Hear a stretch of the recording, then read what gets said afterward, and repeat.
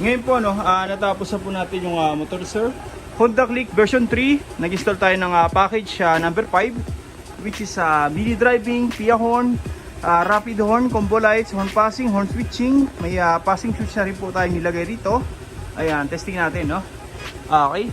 Dito, naglagay po tayo ng passing switch sa stock switch ng motor sir. Ayan, waterproof po yan. Heavy duty na po, no? Okay.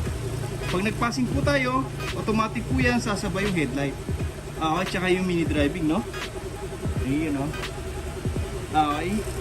Ayun po yung difference ang gawa natin sa iba, no? Usually pag nag-passing, MDL lang po yung magpa-passing, no? Dito, yung combo lights natin, ganito po yung setup natin, no?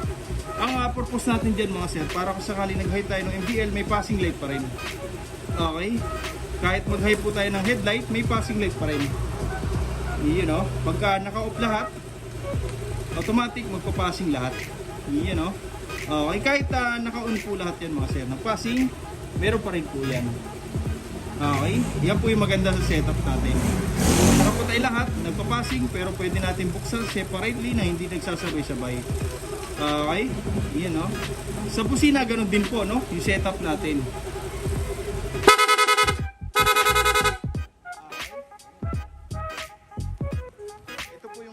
Back to stock horn.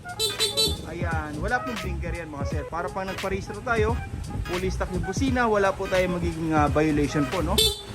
Tapos yung loud horn, doon na po lalakas. At the same time, magkakaroon po ng horn passing, no? You know? Sasabay po dyan yung headlight. Tapos long press lang po para mag-rapid horn. Okay? Passing light, ayan, sabay po yung headlight tsaka yung MDL. MDL, high and low, hindi po sasabay yung headlight.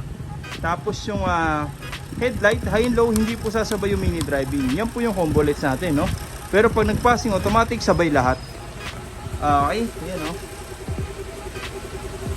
Ayan. Dito mga sir, no, yung MDL natin, ayan. Okay, kung mapapansin nyo, maliwanag po sa area natin, pero nakikita na po yung liwanag, no? Okay. Yan po yung high lumens natin, no? Pero mababa yung watts. Yun, no? Mababa yung konsumo. Okay? Passing light, ayan. Rapid horn. Stock na busina. Tapos, ordinary loud horn. Pitik-pitik lang po. Okay? A few moments ago. Alright, Honda Click version 3. Yun, no? Sila sir, dumay po sa atin, nagpa-install po ng package number 5 po, no? Which is mini driving, PIA horn, combo lights, horn passing, horn switching. Tapos passing switch, meron na rin po yan dito, naglagay tayo, no?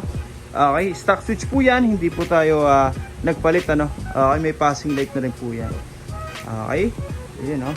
Dito, naglagay po tayo ng tri-switch, passing switch, tapos yung horn switching, stock to loud. Sama-sama po yan sa isang harness, no? Okay, yung headlight nito mga sir, magpa-passing light na rin, no? Okay, usually sa Honda Click, mahirap pong gawing passing yung headlight, pero dito may nilalagay po tayong power module, no? Okay, para sa setup. Ayan, sama-sama po yan mga sir sa isang harness. Pababa po yan, tapos umikot sa chassis, ayan po, no? Tapos papunta na po yan dito, no, sa ating power module. Okay, ayan, no, naka-safety po yan dyan. Naglalagay po tayo niyan, no, para may control. Lahat ng mga parts na kinabit natin ngayon, katulad ng PIA horn, yung mini driving light natin, ito po yan, nakasakit. Plug and play po yan, no, para pag magbabaklas, hindi na po mahirapan, wala na pong wiring na putulin. Ayan. Naglalagay po tayo nito para may control lahat ng mga parts. Then siya po yung distributor ng power, no, mula sa battery natin, tapos sa mga trigger sa mga switch, and then papunta na po dito, babalik, and then papunta na po sa output, sa busina, sa MDL, sa combo lights. May rapid horn na rin po ito, dyan na po lahat dumiretso. Okay, Denso po yan mga sir, no? Made in Japan, kaya sure na matibay. May mga customer po tayo, no, 5 years na po yung ganyan nila, all goods pa rin. Ang kagandahan pa rito mga sir, magpalit man tayo ng busina, any brand, MDL, any brand din, applicable po siya. Okay, hindi na po tayo magkakat ng wire or rewirings. Yung pa rin yung gagamitin natin na wiring. Sasalpak na lang ulit yung bagong busina, yung bagong MDL. Plug and play, applicable po siya sa lahat ng brand. Okay, universal, no? Yan. Dito, talagang maiwasan natin yung fluctuation, no? Dahil po yan dito. Mag-on man tayo ng MDL, ng busina, kahit sabay-sabay po yan, wala pong fluctuation na mangyayari. Yung tipong ihina yung mga ilaw kahit sabay-sabay, ayan, hindi po mangyayari yan mga sir, no? Pagka sabay-sabay, may mga customer po tayo, no? Minsan, pag nagbusina, umihina yung mini driving. Pag nag-mini driving, hihina yung busina. Dito, hindi po mangyayari yan. Talagang safety po yan mga sir, no? Okay? Ayun, no? Lahat po yan mga sir, kung mapapansin nyo, nakabalot po yan ng rubberized tape, no? Kahit lumigo-lugo po tayo dyan, wala pong nababatak. Okay, sumasabay lang po sa pagligo, no? Lahat po yan nakabalot ng rubberized tape para safety, no? Mas tumagal yung wirings natin kahit abutin man ng ilang taon, hindi po basta-basta luluma. Okay, o kaya lulutong, no? Yung wirings natin. Ginagaya po natin yung Honda, talagang balot na balot, no? Para kung sakaling maabutan man ng ulan sa daan, sir, pa-motor wash man tayo, safety po yan, hindi po basta-basta abutin ng tubig. Okay, ayun ang mga ganda rito, no? Pagka nakabalot, may iwasan nating magasgasan yung wirings natin o kaya lumutong overtime, no? May mga customer kasi tayo naka open wire. Ang problema pag nababasa, nagmamalfunction na po, no? Okay, kaya yung gawa natin talagang binabalot, kagaya po ng Honda, Yamaha, ayan, lahat ng mga manufacturing ng motor, no? Talagang binabalot nila. Okay? Ayan. Dito mga sir, no? Magpagawa man tayo sa mga mekaniko ng mga bearing, manubela, wala na po silang wiring na iiwasan, no? Hindi po sa gabal yung wirings natin pagka gumagawa sila. Talagang safety po. Okay, matamaan man ng tools, hindi po basta-basta masusugatan yan. Okay, ayun, no?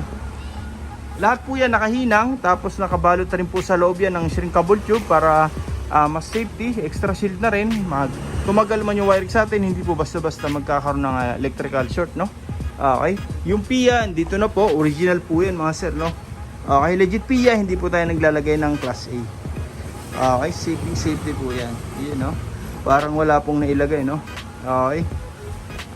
Ngayon, kakabit na lang po natin yung MDL doon sa may ilalim ng headlight ni sir. Tapos babalutan na natin, no?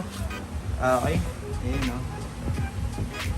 Lahat po ng ginamit natin dyan mga sir, no? Automotive wire na po. Ganito po yan, no? Talagang mga Japan wire. Pure copper, hindi po yan nagpupulbos. Okay. Mas makakapal na yung pagka-stranded nya. Solid talaga. Okay. Ayun, no? Talagang pwersado po, no? Sa busina, sa MDL. Hindi po iinit yung mga wiring natin kapag gano'n, no? Okay. Ayan. Kabit na natin, ano? Sa mga gusto mong paggawa, no, direct message nyo lang po, MJ Works. So kaya punta na lang po kayo dito sa shop, no? First come, first serve po tayo. Maraming salamat po.